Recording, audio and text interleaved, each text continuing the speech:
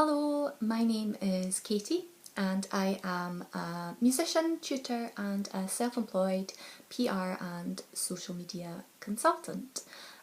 So today I'm just going to give you some tips and some hints about how to manage your PR and social media strategies effectively when you are either trying to promote a new album, or if you are thinking about going out on tour and you want to reach all of the media and your audience out in the different places that you are visiting.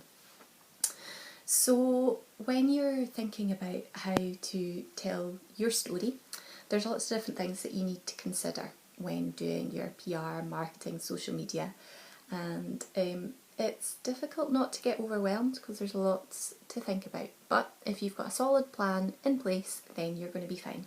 Because let's be honest, as a musician, it's going to be tricky. A lot of musicians will hire somebody like myself to manage all of their PR, but especially when you're starting out, you're not going to have the cash necessarily to do that. So if you have some skills up your sleeve to do it yourself, then you're going to be laughing.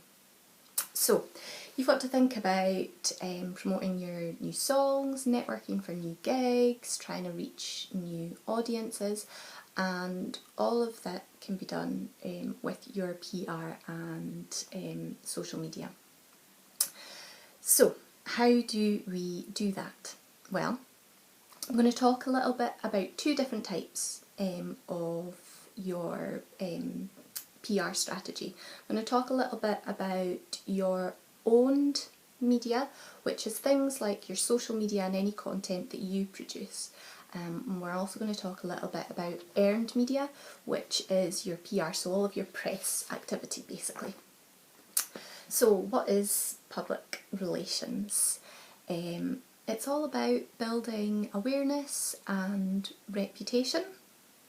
It's not about selling yourself, it's about telling a story, okay? And as a musician, one of the biggest areas that you will be dealing with will be your media relations. So that's things like your press releases for an album launch or a tour, your radio and TV interviews, inviting press to gigs, dealing with reviewers, sending your album out to them, and also photography. One of the key areas you'll be dealing is with local media, so you want to reach out to all of them especially if you're going out on a tour and visiting lots of little village halls and other venues. So you need to do your homework. You've got to know your media, find out a little bit about what the journalists write about, what have they written about recently. Do they have an opinion on the arts, traditional music, Gaelic? What have they said in the past? Also, you need to consider publication dates for local media in particular, because they're not going to be daily newspapers. So say you've got a newspaper that comes out on a Thursday. If you're sending a press release to them on a Wednesday afternoon, you're not going to make their deadlines most likely. So make sure you know when they need their stories by. You need to have well-written press releases. You don't want to send a press release that is more like a blog. So you don't want over flowery language and lots of adjectives, things like that. You want to be straight to the point.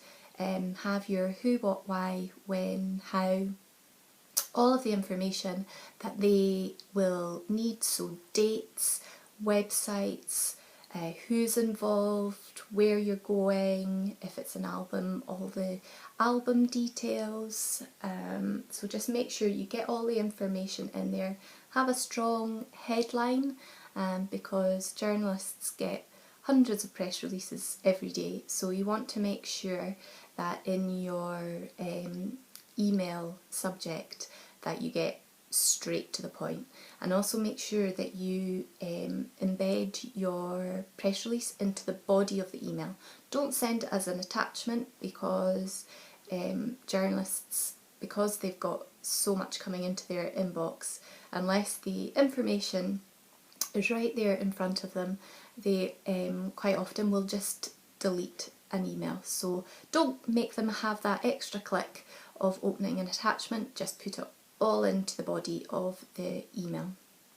Don't include things like logos or anything on press releases either, but do make sure that you include high-res imagery. So good quality, it might be band shots, it might be your album cover. Also make sure that for any images of people, make sure you've got captions, so all the names, what instruments they play, make sure you have all of that in the email as well, because as I said, journalists want to have all of the information there right for them, because it saves them having to chase you for further information. Make sure you've got somebody who is happy to speak to media, and that might just be a journalist from a newspaper wanting an additional quote, or it might be for TV or radio. So make sure that that person, your spokesperson, has clear messages and is confident and happy to be filmed or recorded for radio as well. Other things you might want to consider for local media is offering competition prizes. So you might have gig tickets, or you might have a new album that you can offer a copy of. Make sure you invite the journalists to come along to your gigs, because they would hopefully do a review, which you can use in your future promo stuff as well. The other thing is building a press kit. So this is basically all of the information that a reviewer or a journalist needs to know. So in your press kit, you're going to have your bio. Have a short one, which is basically one sentence, kind of like an elevator pitch is what we would call it, just setting the scene as to who you are, and then a slightly longer one, a couple of paragraphs is probably going to be fine. Again, you'll need your images, you'll need your music, so that might be links or to iTunes, Spotify. A lot of musicians will use password protected links so that a reviewer can download an entire album. So if you don't want to, or if they don't want to receive an actual album, then they can still review it. But yeah, so just with a password protected link. A lot of promoters will want to use videos to embed into their website. So if you can embed any videos you might have into your press kit as well, that's good.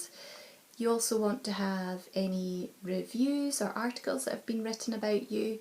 Pull out some really good quotes about what people have said about you and put that into the body as well, so that they can see that. Any highlights, so that might be awards, big gigs, like amazing viewing numbers on Facebook or YouTube. And then another important one obviously is all of your contact information, so having email addresses and phone numbers as well.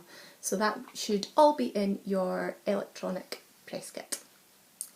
Now, planning is going to help you.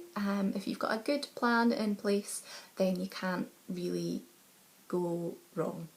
So if you create a timeline, as you can see in this next slide, and it kind of just gives you a rough idea of how far in advance you should be thinking about all of your different activities. So you need to think about your pre-launch. What do you need to do? You need to, if it's for an album launch, you need to be sending your album out about at least 6 weeks beforehand, to get the reviews coming in, to generate some buzz about your album. And then you'll have your actual launch, where the album is available to buy, or you're heading out on tour. You'll then have your day-to-day, which might be additional interviews, follow-up stories, following up with reviewers, and then you've got all the other things that come after. So say after your tour, you want to be doing follow-up communications with all the people that have either already helped you and might be interested in supporting you further. So you've got to think about all of this, but if you've got a plan in place, then that's going to really, really help you make sure that it all goes nice and smoothly. Now your PR, so let's talk about like your media relations, that will go hand in hand with your social media. So they need to be running alongside each other, making sure that what you're doing in the press is being reflected on your social media.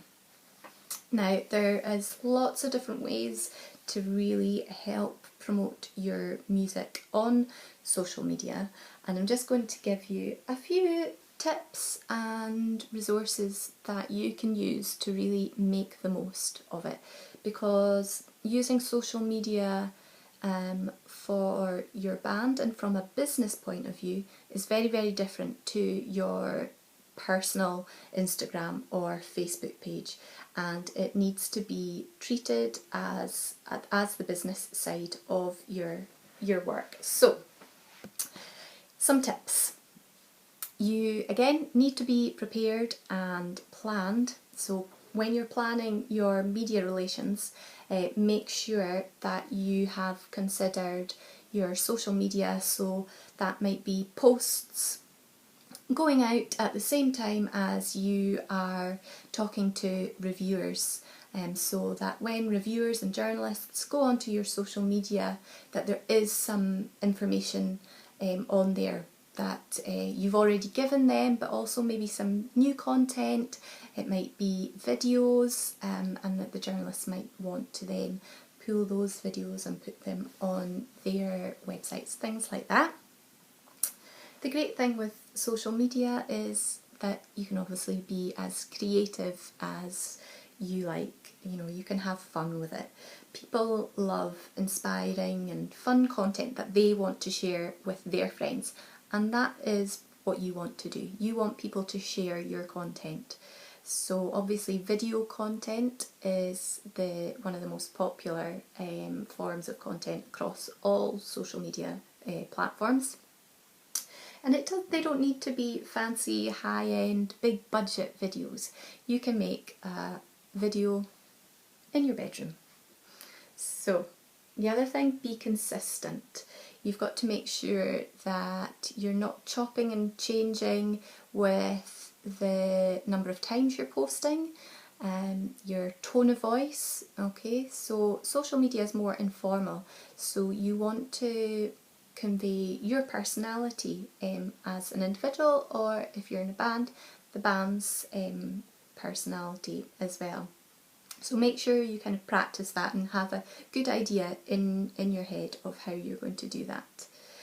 Also make sure that you bear in mind that social media kind of acts a bit like your legacy, because it's going to be there forever.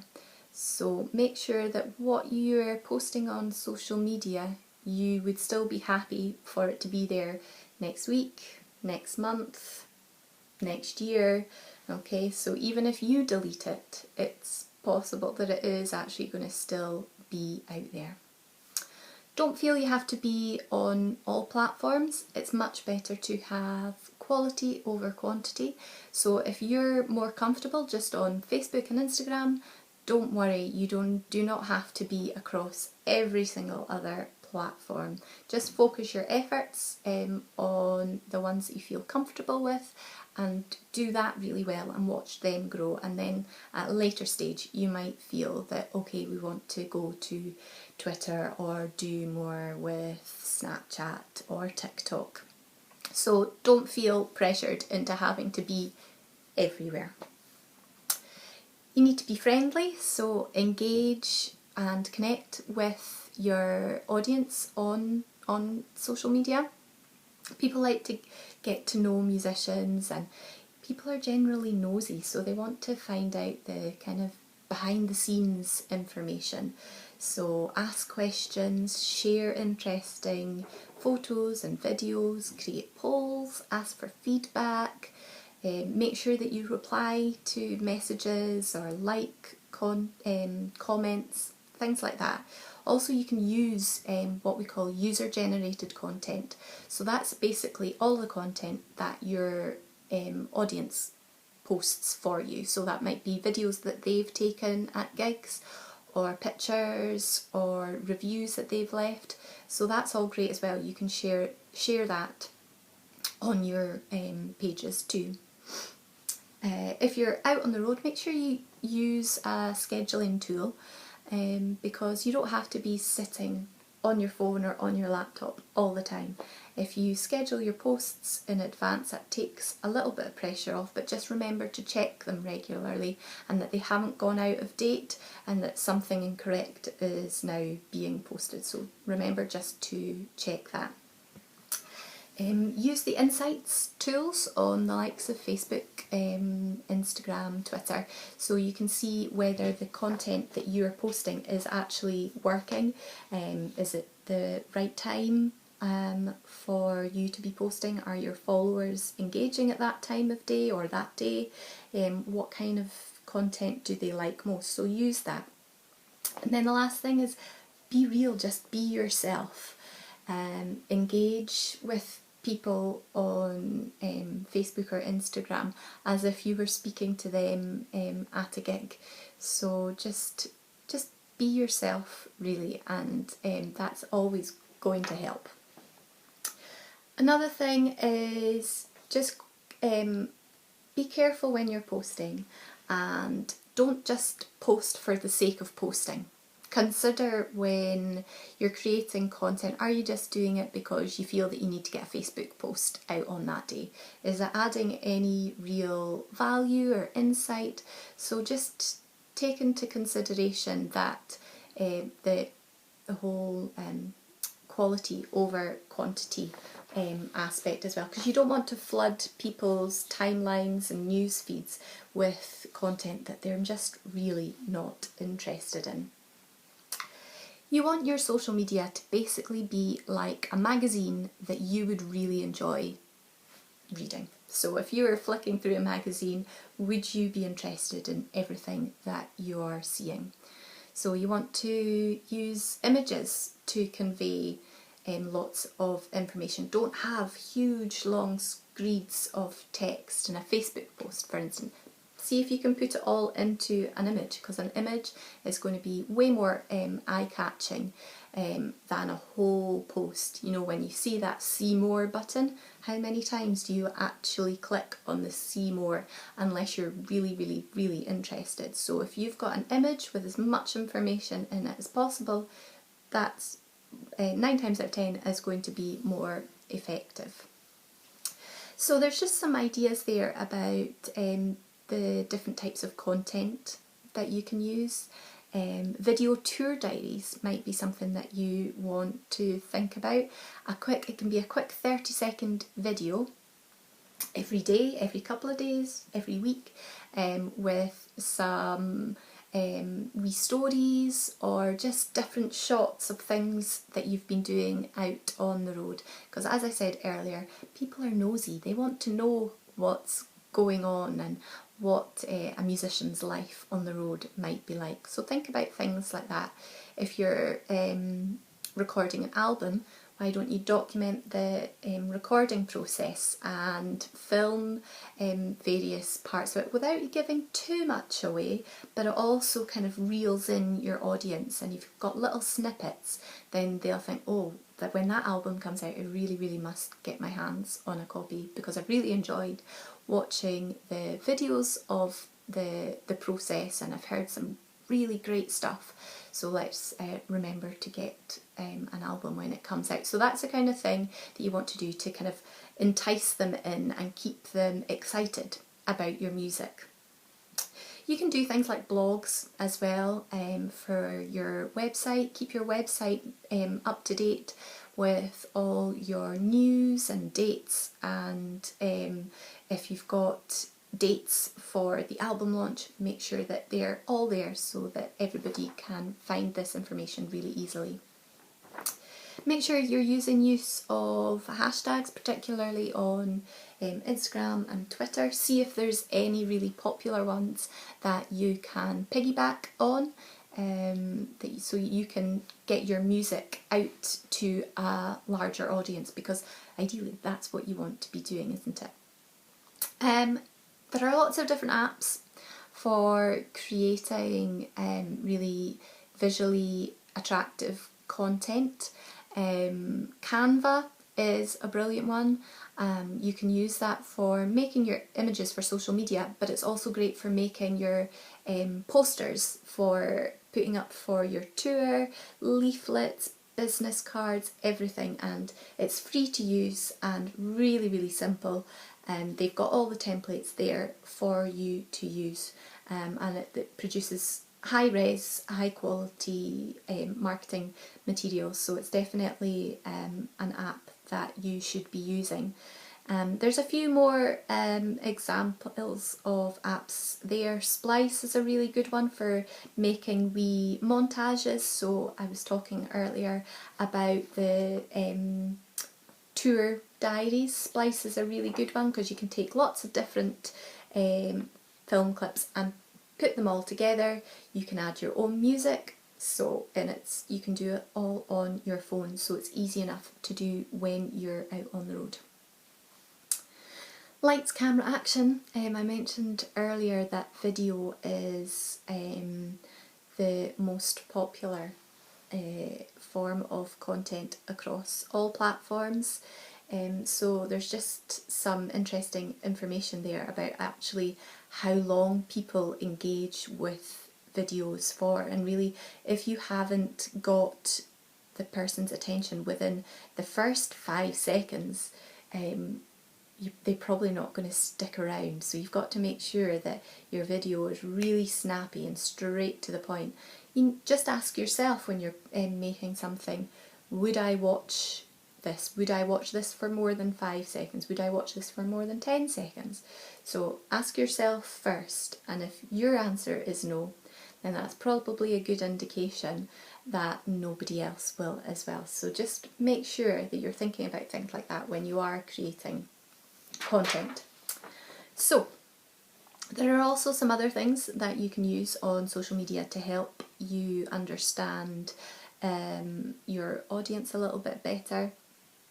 Advertising and insights tools on social media should definitely be used. They will help you.